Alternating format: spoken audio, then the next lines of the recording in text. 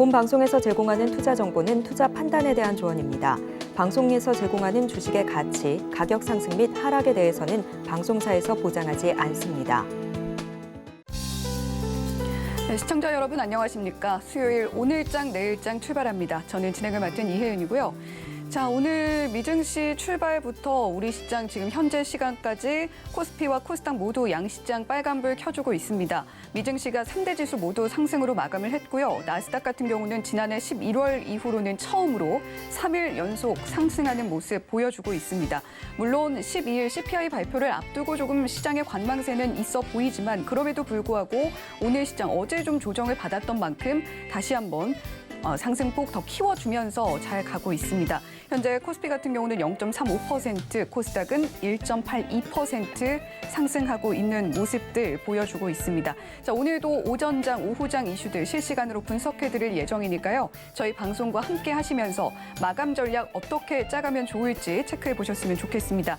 자, 저희 유튜브 채널도 마련되어 있습니다. 유튜브에 서울경제TV 검색해 주시면요. 실시간 방송 중인 화면 들어오실 수가 있고요. 실시간 방송 들어오시면 채팅창 통해서 또 궁금하신 부분들 남겨놓으실 수 있습니다. 저희가 계속해서 체크하면서 여러분들의 의견 최대한 반영할 예정이니까요. 저희 유튜브 많은 관심 부탁드린다는 말씀도 함께 전해드리도록 하겠습니다.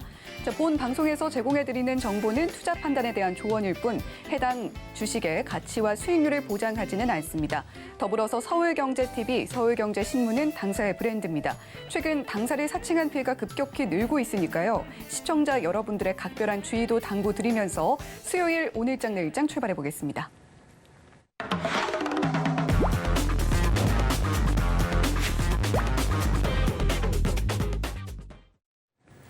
네, 이 시각 보도본부입니다. 오늘은 김미연 기자 나와 있는데요. 김미연 기자 어서 오세요. 안녕하세요. 네, 그러면 오늘은 어떤 헤드라인 들고 오셨는지 한번 만나보도록 하겠습니다.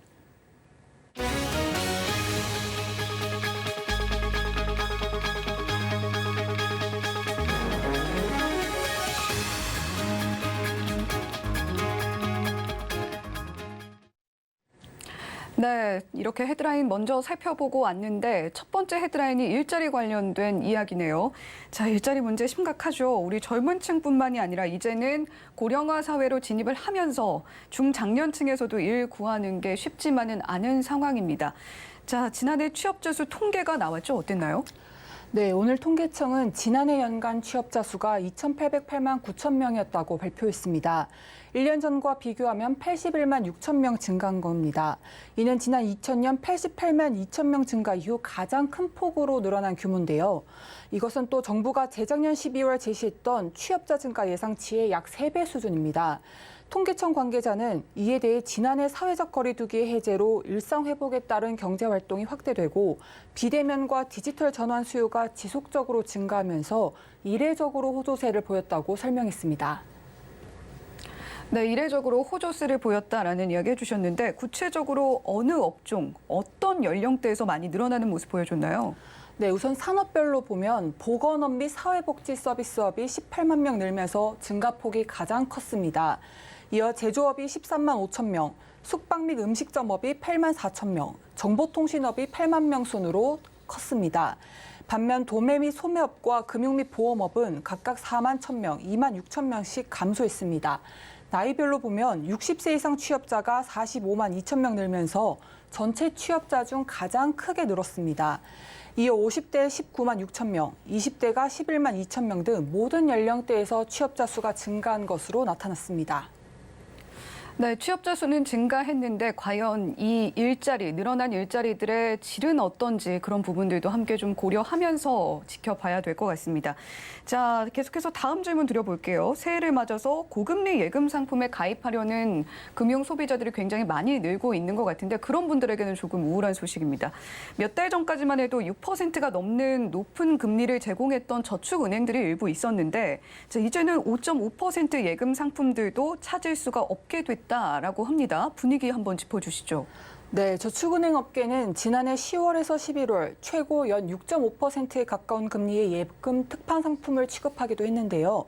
하지만 최근에는 연 5.5%를 넘는 예금 금리 상품을 찾을 수가 없습니다. 어제 JT저축은행은 연 5.5% 금리를 제공하던 회전식 정기예금 상품의 금리를 연 5.3%로 하향 조정했고요. 같은 날 웰컴저축은행도 정기예금 금리를 연 5.2%에서 연 5.0%로, 하나저축은행도 비대면 세바퀴 정기예금 금리를 연 5.5%에서 연 5.3%로 내렸습니다. 네, 대출 금리는 자꾸 오르는 것 같은데 또 반대로 예금 금리는 자꾸 낮아지는 그런 모습들이 시장에서 포착이 되고 있는 것 같습니다. 자, 말씀드렸듯이 금리 인상기인데 이런 금리 인상기에 저축은행이 예금 금리를 오히려 이렇게 내리고 있는 이유가 뭔가요? 한번 짚어주시죠. 네, 저축은행 예금 금리가 낮아지는 건 시중은행의 예금 금리 인하 영향으로 풀이됩니다. 몇 달 전 연 5%에 육박했던 시중은행의 예금 금리가 최근 들어 다시 4%대로 내려왔는데요. 이는 지난해 말 금융당국이 금융권의 과도한 자금 확보 경쟁을 막기 위해서 예금 금리 인상 자제를 촉구했기 때문입니다. 저축은행은 업권 특성상 은행에 비해 충성 고객층이 많지 않아서 은행 예금 금리보다 1%포인트가량 높은 금리를 제시해 자금을 유치합니다. 시중은행의 금리가 4%대로 내려오면서 이제 저축은행에서도 5% 넘는 고금리를 제시할 요인이 사라진 겁니다. 한 저축은행 관계자는 최근 저축은행에서 이탈하는 자금이 적고 수신고가 안정적으로 유지되는 상황이라면서 시중은행이 예금 금리를 유지하거나 오히려 내리면서 저축은행도 금리를 내리고 있다고 설명했습니다. 네, 연말에 또 금리 관련해서 정부 당국이 좀 규제를 풀어줬던 부분들도 영향을 미치고 있는 것 같습니다. 자, 다음은 삼성전자 관련한 소식인데요. 우리 시청자 여러분들께서도 삼성전자는 늘 관심 많이 갖고 계실 거라고 생각이 됩니다. 삼성전자가 다음 달 초에 새 프리미엄 스마트폰 제품을 선보인다라는 소식이 들려왔어요. 자, 스펙과 디자인이 이번엔 어떻게 될 것이냐, 이 부분을 둘러싸고 추측이 무성한 상황인데, 자, 어떻게 좀 짚어주고 계실 예정인가요? 네, 오늘 삼성전자가 새로운 제품에 대해서 발표를 했는데요. 삼성전자는 다음 달 1일 미국 샌프란시스코에서 3년 만에 대면 행사를 열고 새로운 갤럭시 S 시리즈를 공개한다고 밝혔습니다. 정확한 신제품명을 공개하진 않았지만 이번에 공개될 S 시리즈 신작은 갤럭시 S23이 유력합니다.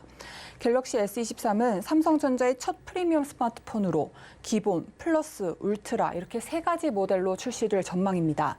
특징은 삼성 자체 AP를 쓰지 않고 성능이 나아진 최신 퀄컴 칩만 100% 쓴다는 것이고요. 특히 최상위 기종인 울트라 모델의 경우 2억 화소를 지원하는 삼성의 이미지 센서가 탑재될 것으로 예상됩니다. 디자인 면에선 흔히 카메라 섬이라고 불렸던 컨투어 컷이 사라지고 후면에 카메라 렌즈만 장착될 가능성이 큽니다. 대표 색상으로는 바닐라, 핑크, 그린 등으로 점쳐지고 있습니다. AP, 즉 앱 프로세서의 경우엔 전체 모델에 퀄컴의 스냅드래곤 2세대가 탑재돼 성능 향상을 꾀할 것으로 예상되고 있고요. 배터리 수명도 전작보다는 40% 확대될 걸로 예상됩니다. 다만 가격은 전작 대비 다소 인상될 가능성도 높습니다. 지난해 모바일 AP 등을 비롯해서 부품 가격 전반이 인상됐기 때문인데요. 이 때문에 한 해외 매체는 갤럭시 S23 일반 모델이 전작보다 약 20만 원 인상된 119만 9천 원이 될 것으로 예상했습니다. 네, 삼성전자의 신작은 항상 이렇게 좀 기대를 모으고 있는 것 같은데 올해는 좀 아무래도 경기 침체 우려가 있다 보니까 어떻게 발표가 될지 더욱더 좀 주목이 되고 있는 상황인 것 같습니다. 네, 취업자 증가 소식부터 갤럭시 신제품 출시 소식까지 김미연 기자와 이야기 나눠봤습니다. 잘 들었습니다. 네, 이번에는 이 시각 증시 시황을 브리핑해드리고요. 오늘 포털 검색어 상위 종목 서울경제TV 특징주를 소개해드리는 이 시각 시황 브리핑 시간입니다. 김혜연 캐스터 준비하고 있습니다. 안녕하십니까. 캐스터 김혜연입니다. 전일 나스닥 지수가 상승 마감을 보이게 되었습니다. 이로써 3거래일 연속 상승세를 이어나가게 된 건데요. 이 시장이 주목을 했던 파월 의장의 발언에서도 추가적인 매파적 분석이 나오지 않다 보니까 장 초반까지만 하더라도 이 낙관론이 제기가 되기도 했었죠. 하지만 이 12일 발표 예정인 물가지표를 경계하는 모습이 더해지게 되면서 코스피 지수가 오전장 한때 흔들리는 모습도 나왔는데요. 그래도 오후장에 갈수록 되도록 다시 한번 이 상승 탄력을 확대하려는 모습이 나타나고 있습니다. 그럼 자세한 이 시각 지수 상황부터 살펴보도록 하겠습니다. 코스피 지수 현재는 0.4%대 강세를 보여주고 있습니다. 2,360포인트대에서 거래가 되고 있고요. 오늘은 반도체나 화학 관련한 업종들의 상승세가 눈에 띄고 있습니다. 이어서 코스닥 지수도 확인해 보시죠. 반면 이 코스닥 지수는 장 초반부터 계속해서 이 견조한 상승세를 유지해주고 있습니다. 코스닥 지수 현재는 1.89% 오른 709포인트대에서 거래가 되고 있고요. 전일 이 중국의 보복성 규제로 인해서 약세를 보였던 이 리오프닝 관련한 종목들까지도 반등세를 보여주고 있습니다. 이어서 수급도 확인해 보시죠. 현재 코스피 시장에서는 기관과 외국인의 순매수세가 들어와 주고 있습니다. 기관이 58억 원, 외국인은 644억 원의 매수 우위가 보여지고 있고요. 이어서 코스닥의 수급도 확인해 보시죠. 코스닥 마찬가지로 외국인과 기관의 양 매수세 들어와 주고 있습니다. 기관이 463억 원, 외국인이 현재 1,119억 원의 매수세 보여지고 있습니다. 이어서 오늘장 상승한 업종 테마도 살펴보겠습니다. 오늘 경제사절단 관련주가 장 초반부터 강세를 기록해주고 있습니다. 윤석열 대통령의 새해 첫 이 아랍에미리트 방문에 동행을 할 첫 경제사절단의 명단이 공개가 됐죠. 100개 기업의 명단이 공개가 됐는데요. 아랍에미리트와 협력이 가능한 에너지, 건설, 방위산업, ICT, 게임 등 다양한 분야로 구성이 됐다라고 합니다. 경제사절단은 한국 기업의 중동시장 진출을 지원하고요. 현지에서 비즈니스 포럼 등 다양한 행사도 진행을 할 예정이라고 합니다. 이렇게 윤 대통령의 해외 국빈 방문에서 사절단을 동행하는 게 처음이다 보니까 이 100개 기업의 이름을 올린 종목들이 장 초반부터 힘을 받으면서 빨간불을 보이고 있습니다. 메디톡스가 현재 4%대 강세 보여지고요. 코콤은 23% 급등세, JST나는 현재 상한가를 진입한 모습입니다. 네, 이어서 하락하는 업종 테마도 살펴보겠습니다. 오늘 은행주들이 쉬어가는 모습입니다. 최근에 이 주주 환원책에 대한 기대감으로 은행주들이 큰 폭의 상승세를 보였었죠. 어제까지 최근 6거래일간 KRX 은행지수만 보더라도 14%대 급등을 보이기도 했습니다. 다만 이런 은행주들의 상승 배경에는 이익의 개선세나 호실적이 아닌 주주 환원책의 기대감이라는 점이 아쉽다라는 평가도 나오고 있습니다. 4분기 실적은 이미 어닝쇼크가 전망이 되고 있죠. 하지만 주가는 연초 들어서 이미 평균 13%대 상승을 보였고 이 저평가에서 벗어날 수 있을 적기가 왔다라는 기대감도 나오고는 있지만 이 은행주들의 이익 추정치 상향이 아닌 주주 환원책 기대감이 큰 만큼 이에 있어서는 속도에 대한 성급한 기대는 자제할 필요가 있다라는 분석들도 나오고 있습니다. 현재 KB금융이 3% 가까운 하락세를 보이고 있고요. 하나금융지주는 3%대, 우리 금융지주도 현재 2% 넘는 낙폭을 보이고 있습니다. 네, 이어서 증시탑10 확인해 보겠습니다. 네, 오늘 우리 시장은 장 초반부터 대형 반도체주들의 동반 강세가 나타났었죠. 삼성전자와 SK하이닉스 오늘은 모두 상승세를 보이고 있고요. 네이버와 카카오도 전일 나스닥 지수 상승에 힘을 받으면서 오늘 또 시원한 상승세를 보여주고 있습니다. 서울경제가 뽑은 특징주도 확인해 보면요. 툴젠이 유전자 가위 관련해서 연구 성과를 국제학술지에 게재하게 되면서 투자자들의 관심을 받고 있습니다. 머큐리는 하나시스템과 약 168억 원의 이 168억 원 규모의 공급 계약을 체결했다는 소식에 영향을 받으면서 오름세를 보이고 있고요. 디어유 오늘장 급등세를 보이고 있죠. 유니버스 인수 소식에 영향을 받고 있습니다. 이번 인수를 통해서 이용자층 확대에 나설 것이란 기대감이 커졌다라는 이야기가 나오고 있습니다.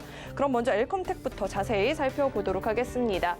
국제 금 시세가 연일 상승세를 보이면서 8개월 만에 최고치인 1,880달러를 넘어섰다라는 소식에 영향을 받고 있습니다. 엘컴텍은 금이 매장된 광구 탐사권을 보유하고 있기 때문에 관련주로 묶이고 있고요. 현재도 7%가 넘는 오름세를 보이고 있습니다. 이어서 살펴볼 종목은 쌍방울이 있습니다. 네, 그래도 장 초반의 낙폭을 대비해서는 이 낙폭을 많이 축소를 해주고 있는 모습입니다. 장중 한때는 4% 가까운 하락세를 보이기도 했었죠. 이 각종 비리 중심에 서 있었던 김성태 전 회장이 태국에서 검거가 됐다라고 합니다. 도피 8개월 만에 검거가 됐고요. 양성길 현 회장도 함께 검거가 됐다는 소식 전해지고 있습니다. 현재 0.86%대의 약세를 보이고 있습니다. 네, 지금까지 증시탑10 확인해봤습니다.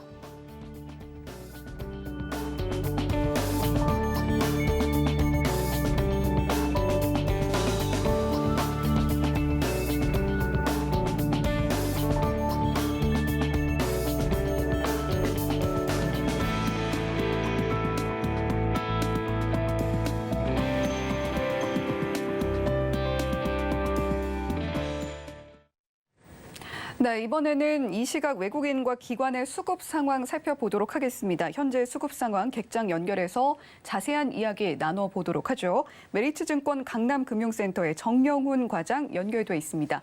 네, 과장님 안녕하세요. 네, 안녕하세요. 네, 이 시각 수급 상위 종목의 주요 흐름 한번 짚어주시죠. 네, 우선 오늘도 여전히 외국인 투자자들이 전기전자 업종으로 집중적인 순매수가 유입이 되고 있는데요. 최근에 삼성전자, SK 하이닉스 등 이러한 국내 반도체 대형주들 쪽으로 꾸준한 매수세가 유입이 되고 있습니다. 오늘도 외국인 투자자들이 SK 하이닉스와 삼성전자를 가장 많은 순매수세를 기록하고 있는데요. 최근에 이제 국내 반도체 투자 세액공제 확대에 따른 EPS 상향가에 대한 기대감과 더불어서 또 이제 메모리 반도체 감산 기대감이 좀 이어지면서 꾸준한 저가 매수세가 좀 유입되고 있는 것으로 보여주고 있습니다. 이러한 수급이 당분간 계속해서 좀 이어질 수 있다는 점에서 SK 하이닉스, 삼성전자 같은 경우에 계속해서 최근에 주가가 좀 반등세를 보이고 있다. 볼 수가 있겠고요. 그리고 오늘 그 카카오가 기관 투자자들이 가장 많은 순매수하고 있는 종목이 바로 이제 카카오입니다. 카카오 같은 경우에는 오늘 증권사에서 실적 성장 전망이 나오면서 기관 투자자들이 오늘까지 6거래일 연속 순매수세가 유입되면서 강세 흐름을 띠고 있는 상황인데요. 일단 올해 카카오의 실적이 지금 영업이익 한 8천억 정도 수준으로 전년 대비해서 한 46% 정도 증가할 것으로 그렇게 좀 전망이 되면서 오늘 기관 투자자들이 가장 많은 순매수세가 유입되고 있다라고 볼 수가 있겠고요. 그리고 마지막으로 오늘 SM 같은 경우에 최근에 계속해서 기관 수급이 유입되고 있는데요. 엑소, 샤이니 같은 주요 아티스트들의 올해 이제 컴백이 예정되어 있는 상황이기 때문에 이에 따른 좀 기대감에 힘입어서 최근에 꾸준한 수급이 유입되고 있는 것으로 보여주고 있습니다. 네, 오늘도 시장에서 전기 전자 업종에 대한 외국인과 기관의 매수세 유입이 되고 있고 SK 하이닉스는 외국인들이 좀 순매수하고 있고 또 삼성전자는 기관에서 순매수하고 있고 우리 과장님께서는 SM 좀 주목하고 있다라는 이야기까지 들어봤습니다. 자, 지금까지 메리츠증권 강남금융센터 정명훈 과장과 함께 이야기 나눠봤습니다. 네, 오늘 시장을 주도하는 업종과 이슈에 대해서도 심층 분석을 해봐야겠죠. 리워드 홀딩스의 김성훈 이사님 나와 계십니다. 자, 이사님 안녕하세요. 안녕하십니까? 네, 오늘 좀 또 깊은 이야기 나눠주러 함께 해주시고 계신데, 자, 중국 이야기를 좀 해봐야 될 것 같습니다. 네. 자, 전일 중국이 상호주의 원칙을 일단 내세우면서 한국인의 단기 비자 발급을 전면 중단을 했죠. 사실상 뭐 우리 정부의 조치에 의해서 우리도 함께 가는 것이다라는 중국 정부의 결정인데, 자, 사실상의 보복적 조치예요. 네, 맞습니다. 어떤 내용 담고 있는지 또 그로 인해서 확산될 파장으로는 어떤 것들이 있을지 전반적으로 한번 짚어주시면 좋겠습니다. 네. 우리 정부에서 이제 중국 내에서 코로나가 확산이 되면서 중국인 입국자에 대해서 단기 비자를 발급을 제한을 시켰죠. 동시에 항공편 역시도 증서를 제한을 했습니다. 그리고 PCR 검사 조치, 전수 조치를 이제 하자마자 중국 쪽에서 보복 조치가 나온 셈이라고 봐야 될 것 같습니다. 우리나라뿐만이 아니라 일본도 오늘 뉴스를 보니까 똑같은 조치를 취했더라고요.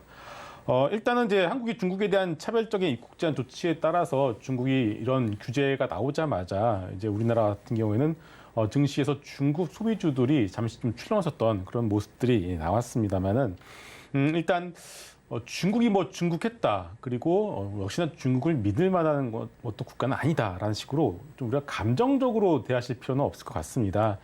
과거의 한한령 때문에 우리가 감정적으로 대한다면 결국은 증시의 입장에서는 오히려 매수를 할 수 있는 그런 좋은 기회를 놓칠 수 있다라고 저는 생각을 하고 있고요. 결론부터 말씀을 드리게 되면은 물론 정부에서 입장에서 뭐 정치적으로 그리고 경제적으로 잘 대응을 하시겠지만 주식시장에서 투자자의 입장에서 본다라면은 이로 인한 노이즈로 인한 주가 하락은 상당히 좋은 매수 기회, 매수 찬스라고 말씀을 드릴 수 있을 것 같습니다. 네, 오히려 매수 찬스로 삼을 수 있는 그런 날이 찾아왔다 이렇게 좀 이야기를 해주셨는데 말씀해 주셨듯이 지금까지 중국발 이슈로 해서 관련 테마주들이 급등락을 반복하는 모습들 보여주기는 했습니다. 이번에는 상황이 조금 달라 보인다라고 좀 이야기를 해볼 수 있을 것 같은데 자, 어제만 해도 여행이라던가 항공이라던가 면세라던가 이 중국 관련 리오프닝 업종 테마들이 좀 하락하는 모습을 보였다고 오늘만 해도 면세가 지금 가장 강하게 움직이고 있거든요. 자, 리오프닝주의 이례적인 이렇게 빠른 주가 회복의 배경 그리고 관련주 흐름도 함께 짚어주시죠. 네. 일단 우리가 중국발 규제에 민감하게 이제 보는 이유가 2015년도죠. 사드를 배치를 하면서 소위 한한령이 전국적으로 내려졌습니다. 물론 중국 정부는 공식적으로는 우리는 한한령 한 적이 없다라고 하지만 뭐 한 거라고 봐야 되겠죠. 그러면서 중국에 진출해 있었던 우리나라 등 상당히 대부분의 기업들이 중국을 포기하고 되돌아올 수밖에 없었고요.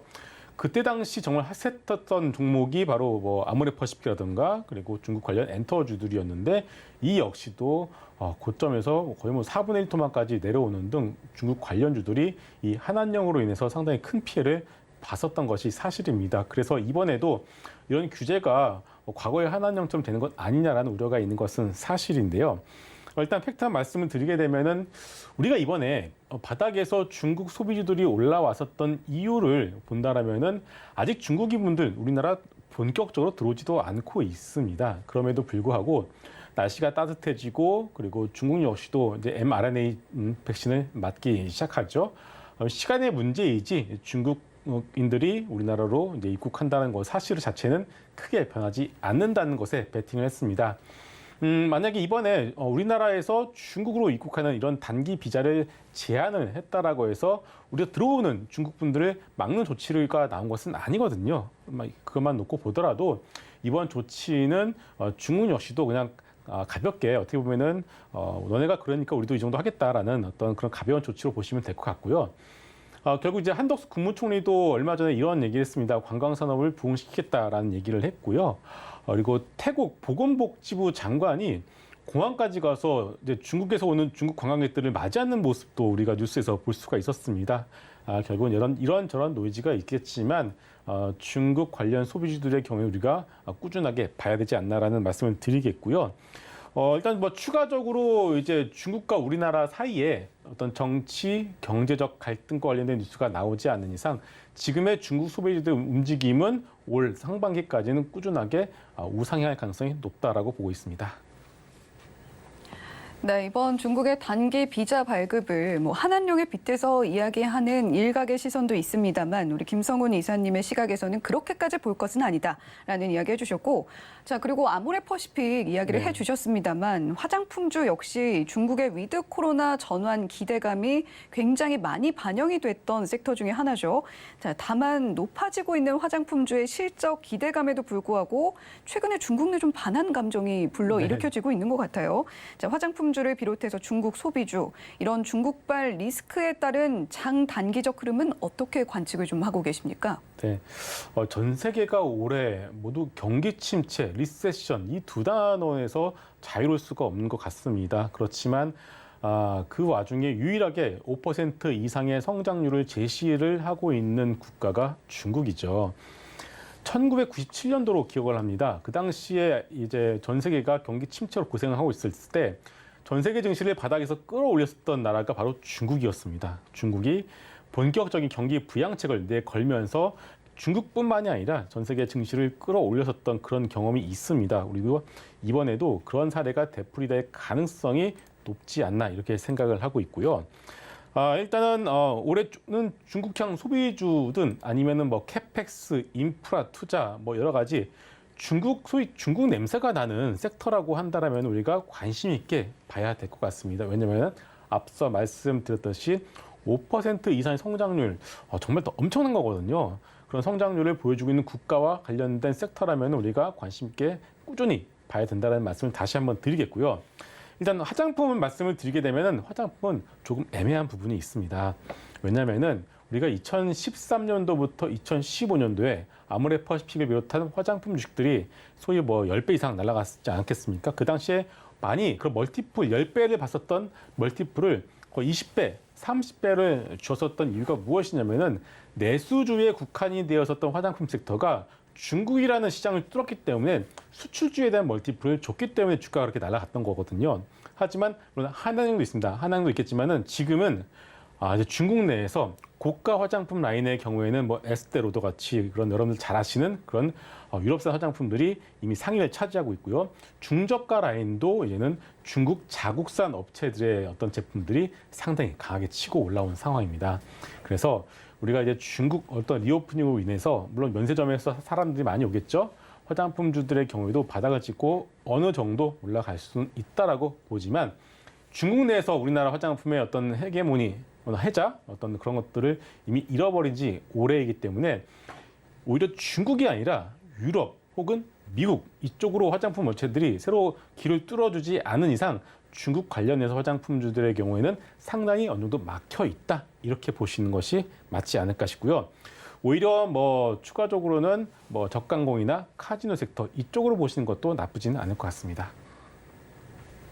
네, 아무래도 뭐 세계적으로 경기 침체에 대한 우려의 말이 계속해서 나오고 있는 상황이기 때문에 5% 이상의 성장률이 기대되는 중국 관련주는 지켜볼 필요가 있다라고 한 번 더 강조를 해주셨고요.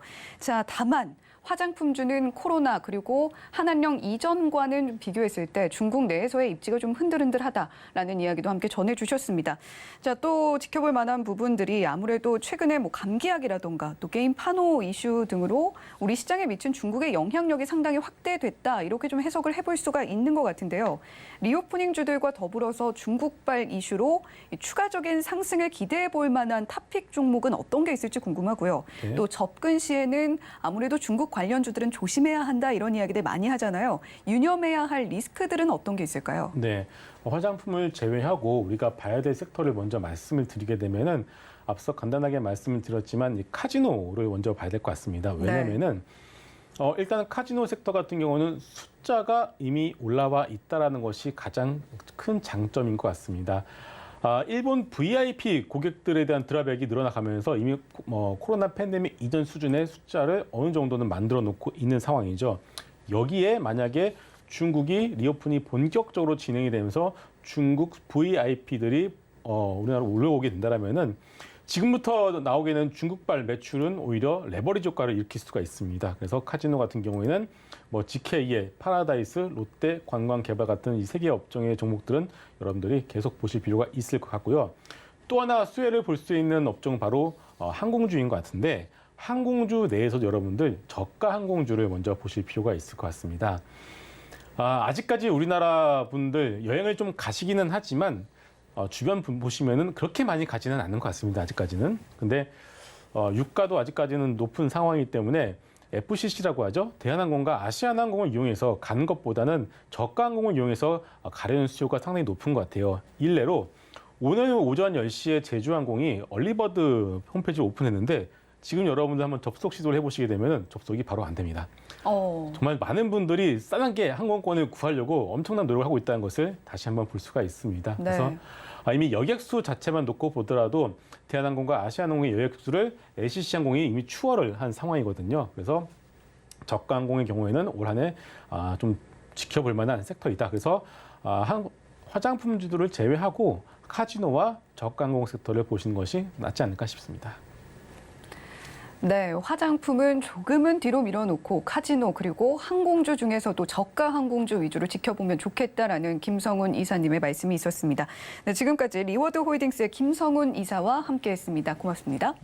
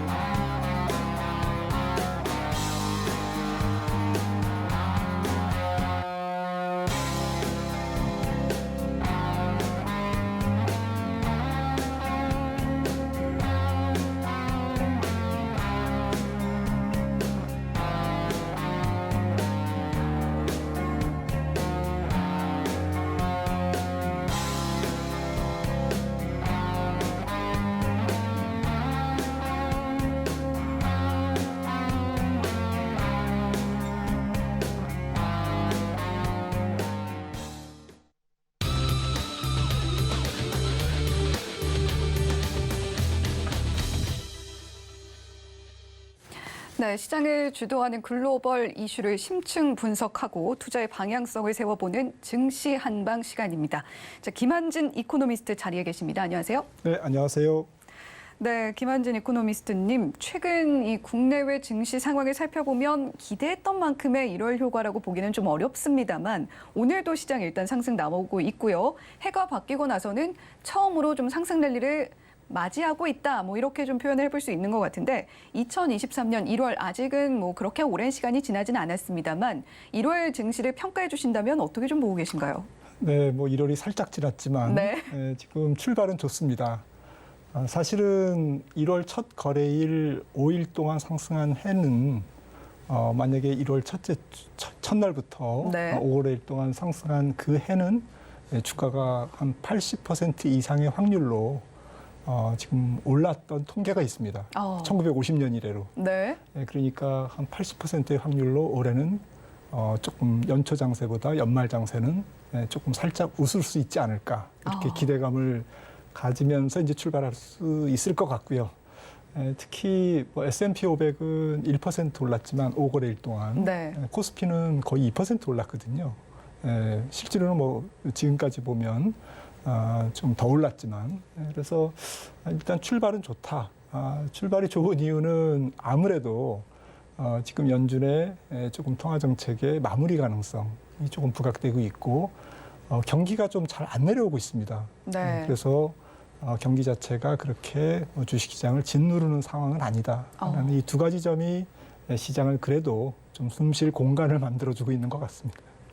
네, 사실 뭐 작년 연말 생각하면 너무나 좀 힘들었던 시장의 장세를 보여줬었고 아직은 1월달 오랜 시간이 지나지는 않았습니다만 그래도 통계의 힘을 한번 믿어보면서 올 연말은 좀 나아지지 않을까라는 기대감을 갖게 해주시는 말씀해 주셨습니다.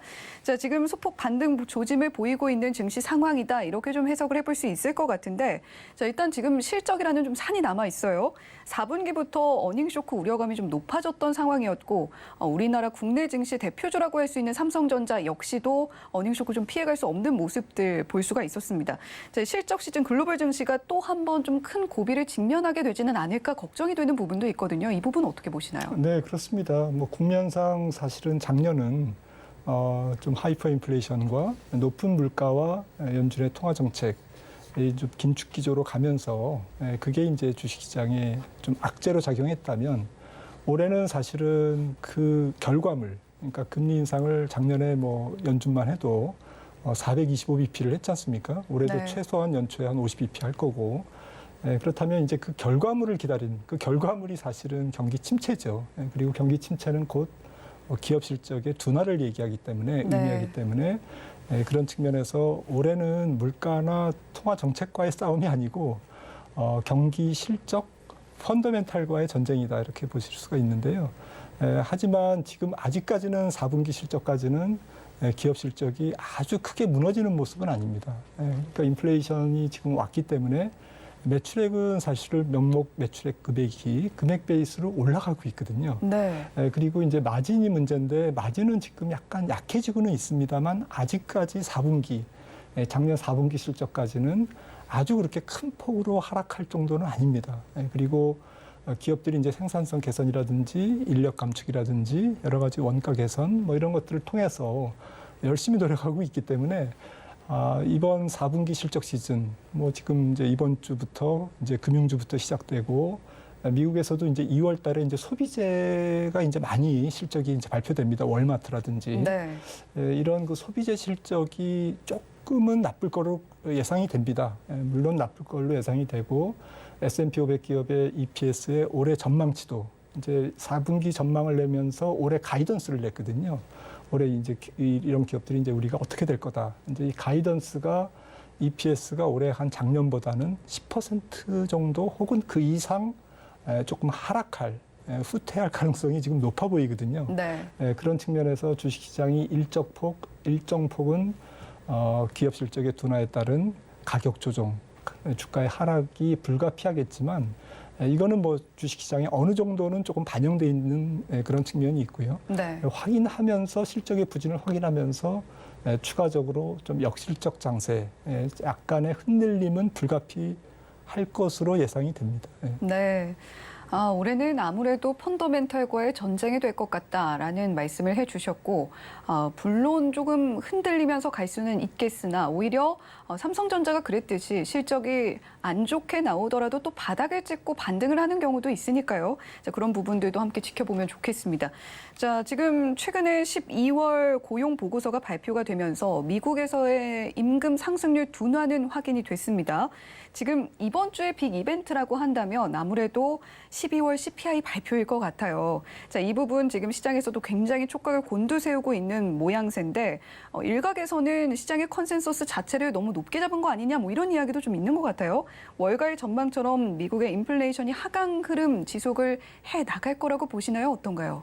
네, 물가는 뭐 정점을 찍은 것 같고요. 네. 작년 뭐 미국 소비자 물가가 6월인가요? 9.1% 정점을 찍고 지속적으로 내려왔고 지난달 11월 수치죠. 11월이 이제 7.1%를 찍었으니까 네.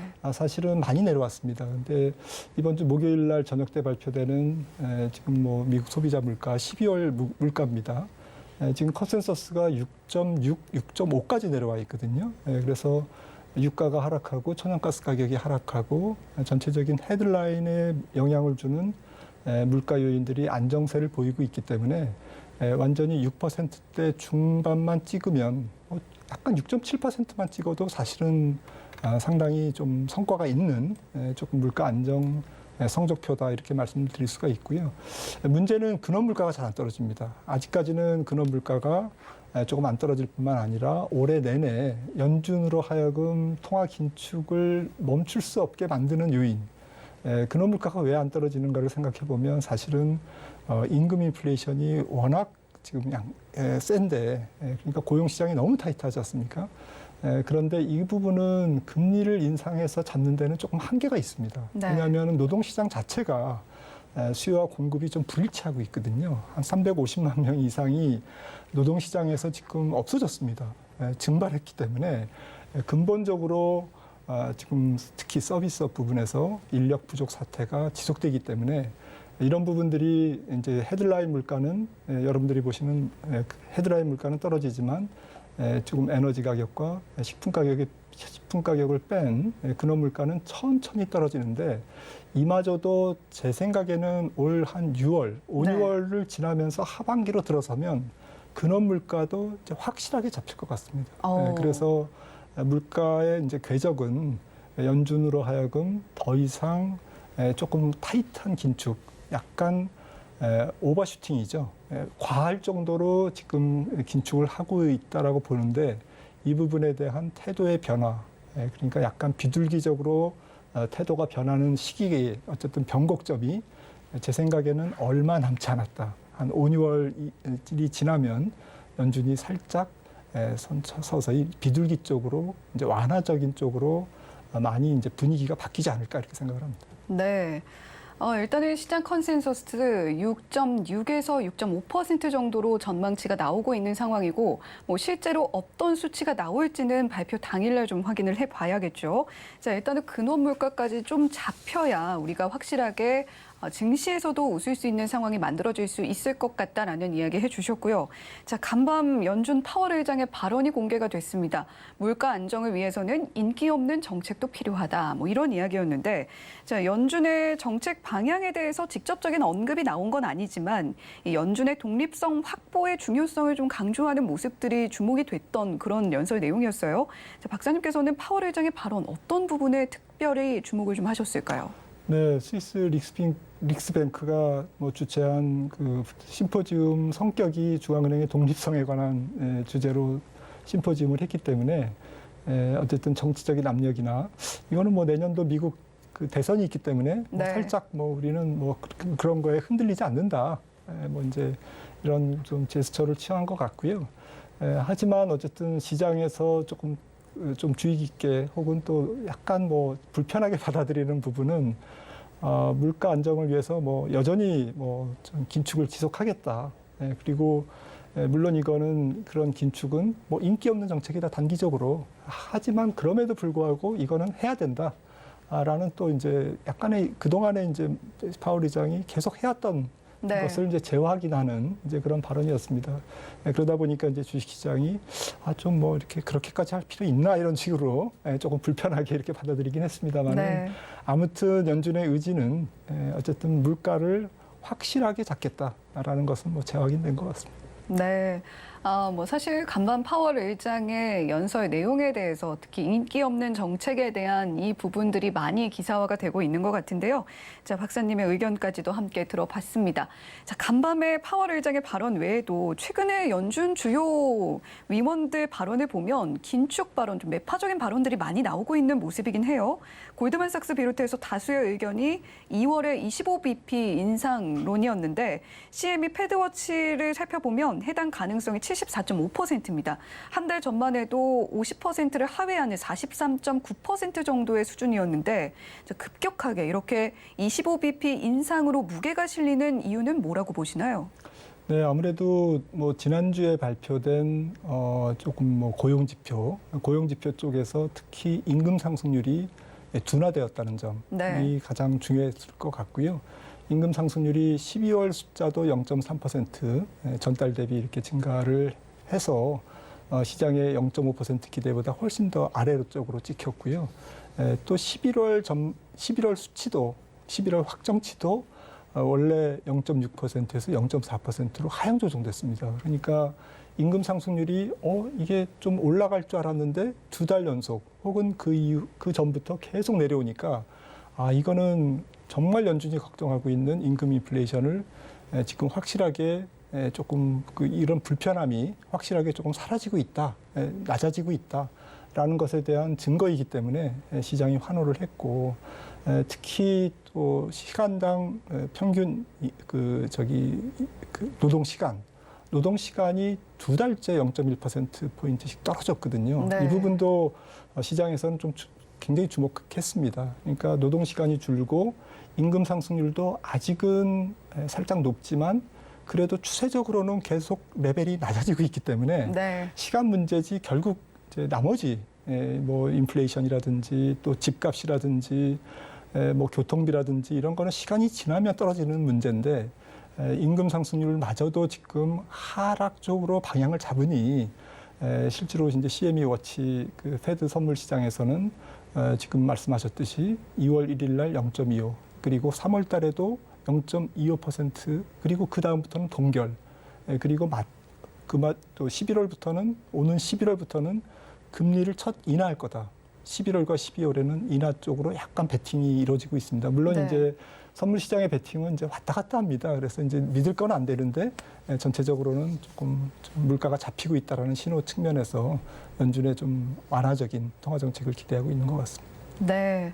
아무래도 어느 정도는 시간이 필요한 문제이기 때문에 시간의 개입이 좀 필요할 것 같다라는 이야기, 조금은 기다려야 할 것 같다는 이야기 해주셨는데 그 시간을 견뎌내는 것 자체가 사실은 쉽지는 않습니다. 자, 최근에 미국 시장 살펴보면 임금 상승 둔화 분위기 그리고 CPI 발표를 앞두고 혼조세를 보이는 모습도 포착이 됐는데 특히 나스닥 기술주의 저가 매수세가 유입되고 있는 모습이고요. 삼성전자와 LG전자 같은 경우는 역대급의 실적 쇼크다 이렇게 좀 표현을 해도 될 것 같은데 그럼에도 불구하고 주가는 다소 선방하는 모습들 보여주고 있습니다. 최근에 기술주 향방에 대한 해석은 박사님께서 어떻게 하고 계신가요? 네, 우선 매크로 단에서 이제 달러가 조금 약한 흐름을 보이고 있다는 점이 외국인들이 이제 연초에 한 2조 가까이 한국 시장을 샀던 가장 큰 요인이 되는 것 같고요. 네. 또 반도체라든지 가전 말씀하셨지만 특히 반도체 같은 경우는 사실 굉장히 그 경기 순환이 좀 투명한 뚜렷한 업종이잖아요. 그러니까 반도체 실적이 안 좋으면 알아서 반도체 메이커들이 감사를 하고 그 감산으로 인해서 수요와 공급의 불일치가 공급 우위의 시장이 균형의 시장으로 빠르게 조금 자리를 잡아간다는 과거의 이제 역사적인 패턴 때문에 아마도 지금이 조금 반도체주를 사야 되는 특히 외국인들 중에 좀 길게 보고 투자하시는 분들은 당연히 그렇게 생각할 수 있을 것 같고요. 특히 세계 경제가 가장 안 좋을 때 반도체 주식을 샀을 때 망한 경우는 거의 드물었습니다. 그렇다면 올 4분기 중에서 4개 분기 중에서 가장 실적이 조금 안 좋아할 가능성이 있는 분기는 사실은 2분기거든요. 네. 2, 4분기이기 때문에 2, 4분기에 딱 맞춰서 산다기보다는 미리부터 이제 저점 매수를 들어가는 마침 뭐 반도체 주가의 PBR이 굉장히 낮을 정도로 밸류에이션 매력이 있는 상태이기 때문에 들어온 것 같습니다. 네. 반도체에 대한 또 재미있는 통계도 소개를 해주신 박사님이셨습니다. 자, 2023년 증시 경기 침체, 고금리 이야기 계속해서 나오고 있고요. 실제로 우리가 좀 어느 정도는 체감을 하고 있는 부분입니다. 자, 이런 부분들이 아무래도 투자의 향방을 가르게 될 걸로 예상이 되고 있는 상황에서 특히 연초부터 이 금융지주의 주주 환원책에 대한 기대감이 높아지고 있는 상황입니다. 자, 이렇게 고금리의 시대에서 금융주에 대한 투자가 효율적인 대안이 될 수 있을까요? 어떻게 보세요? 네, 뭐 전체 주식시장의 흐름을 쫓아갈 수는 있겠지만요, 금융주가. 네, 선도하기는 좀 어렵지 않느냐라는 저 개인적인 생각이고요. 제가 뭐 섹터 애널리스트가 아니기 때문에 탑다운 아이디어에서 말씀드리면 우리나라 금융주는 금융산업이 어쨌든 정부의 규제의 범위에 있기 때문에 좀 외국인들이 그렇게 아주 썩 선호하는 섹터는 아닙니다. 그래서 뭐 배당 정책이라든지 이런 뭐 여러 가지 순이익을 내는데 충당금을 쌓는 문제라든지 이런 부분들에 대해서 정부 정책이 개입될 수밖에 없는 상황이고 또 올해가 이제 전체적으로 좀 경기 침체기 혹은 경기 후퇴기 불황기이기 때문에 이런 상태에서는 대출이 늘지 않지 않습니까? 그래서 이제 또 금리는 또 앞으로도 내려갈 거고요. 금리 상승기에서 조금 마진에 조금 이익을 조금 많이 냈던 그런 은행주들이 금리 하락기에서는 좀 불안하고 또 매출, 즉 대출이 이제 줄어들 수 있고요.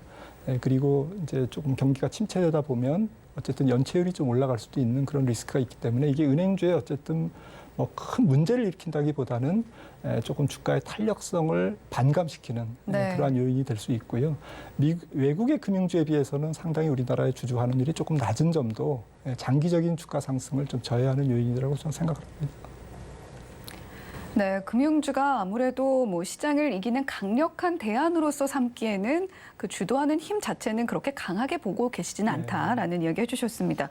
자, 올해 투자 전략의 밑그림을 그려보기에 지금 이 시점이 참 적기인 것 같다라는 생각도 들거든요. 자, 올 한 해 포트에 꼭 편입을 시켜야 할 업종이 있다면 어떤 게 있을지 궁금하고요. 또 2023년 올해 투자의 가이드라인을 잡아주신다라고 한다면 어떤 가이드라인 제시를 좀 해주시겠습니까? 네, 우선 뭐 꼭 편입을 할 스타일이라고 말씀드리고 싶은데요. 섹터 쪽은 좀 자신이 없어서 스타일은 조금 PER이 높지 않은 좀 종목군에서 순환매가 계속 돌 것 같습니다. 그러니까 중저 PER 종목을 어쨌든 포트폴리오에 조금 초점에 두시라라는 말씀을 좀 드리고 싶고요. 그 얘기는 경기 후퇴기이기 때문에 이제 그런 말씀을 드리는 거고요. 또 성장이 살짝 있으면서 실적이 매분기 조금 양호한 주식.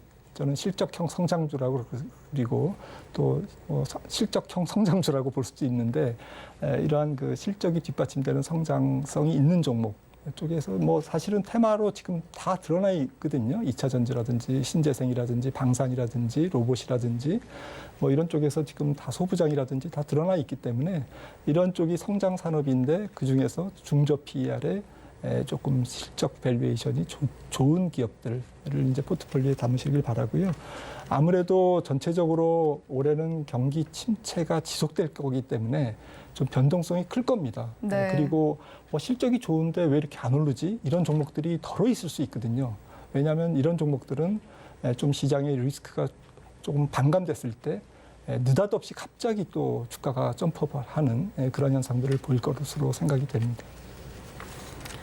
네, 우리가 포트에 편입을 해보면 좋을 업종들 일단은 좀 두루 2차 전지와 또 방산 쪽 더 간다면 신재생 에너지까지 지켜보면 좋겠다라는 이야기 해주셨는데 그 중에서도 우리가 옥석가리기는 좀 필요할 것 같습니다. 중저 PER 종목 그리고 실적형 성장주로 분류가 될 수 있을 만한 종목들을 그 업종 내에서 골라보자라는 이야기 김한진 박사님께서 해주셨습니다. 지금까지 김한진 박사님과 국내외 증시 동향과 함께 투자 전략까지 점검을 해봤습니다. 자, 오늘 말씀 감사합니다. 네, 지금 현재 코스피, 코스닥 상황 살펴보면 양시장 모두 빨간불 켜주고 있고요. 코스피 같은 경우는 상승폭 확대하고 있고 코스닥 같은 경우는 710포인트 위쪽으로도 올라섰다가 지금 조금 물러나고 있습니다. 자, 앞으로의 마감 시황 전략 저희 방송과 함께 계속해서 지켜봐 주시면 좋겠고요.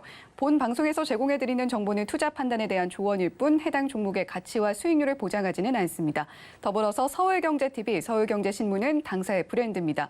최근 당사를 사칭한 피해가 급격히 늘고 있으니까요. 시청자 여러분들의 각별한 주의도 당부드리면서 여기서 인사드리겠습니다. 시청해주신 여러분 고맙습니다.